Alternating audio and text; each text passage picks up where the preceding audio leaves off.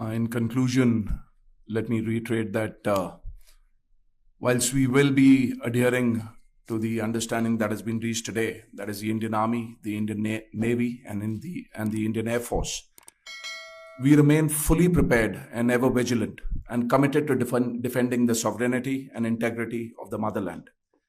Every misadventure by Pakistan has been met with strength, and every future escalation will invite a decisive response. We remain fully operationally ready to launch whatever operations may be required in defense of the nation. Good evening, ladies and gentlemen. As the Foreign Secretary had said, you're aware there's an understanding that has been reached to stop all military activities at sea, on the air and on the land. And the Indian Navy, Indian Army, and the Indian Air Force have been instructed to adhere to this understanding. Since the tragic events at Pahalgam, you're aware that our responses have been measured and very responsible. Details of these have been shared with you over the past few days through our various press briefings.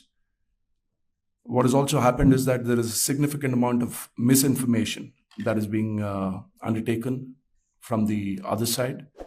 And as a professional military organization, we thought it is also our duty to dispel those misinformation aspects, as also state the facts of the case as they stand. Towards that, I will now hand over to my colleague, Colonel Qureshi. नमस्कार।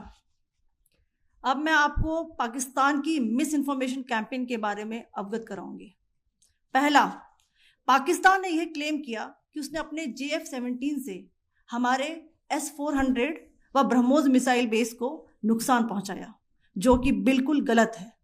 दूसरा, उसका यह भी miss information campaign था कि हमारी airfields जो कि सिरसा, जम्मू, पठानकोट, भटिंडा, नलिया और भुज में है, ये उसका मिस इन्फॉर्मेशन भी बहुत गलत है।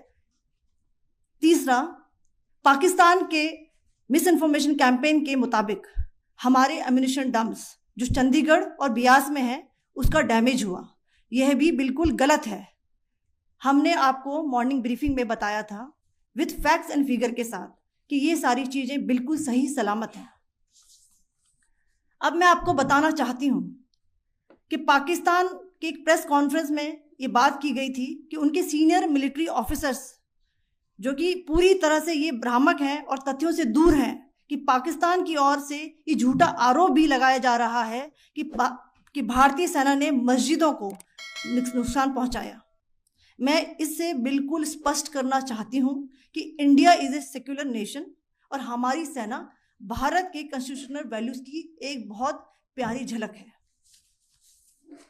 इंडियन आर्म्ड फोर्सेस ने पाकिस्तान को बहुत भारी नुकसान पहुंचाया, उनके मिलिट्री इंफ्रास्ट्रक्चर्स को, चाहे वो लैंड एसेट्स हो या फिर उनके एयर एसेट्स। यही नहीं, इंडियन आर्म्ड फोर्सेस ने पाकिस्तान की एयरफील्ड्स स्कर्दू, जकोबाबाद, सरगोदा और बुलारी को बहुत नुकसान पहुंचाया। इसके अलावा पाकिस्तान के air defence system, radar system, उनको भी एयर स्पेस में अनटेनेबल किया। यह भी बताना चाहती हूं कि लाइन ऑफ कंट्रोल के पास पाकिस्तान के command and control logistic installations और उनके मिलिट्री इंफ्रास्ट्रक्चर्स, मिलिट्री पर्सनल्स का इतना भारी नुकसान हुआ कि पाकिस्तान की ऑफेंसिव व डिफेंसिव कैपेबिलिटी को नष्ट कर दिया गया। अंत में मैं फिर से ये बात दोहराना चाहूंगी, इंडियन आर्म फोर्सेस पूरी तरह से तैयार है, सतर्क है और भारत की संप्रभुता और अखंडता की रक्षा के लिए पूरी तरह से कमिटेड है। धन्यवाद। जय हिंद।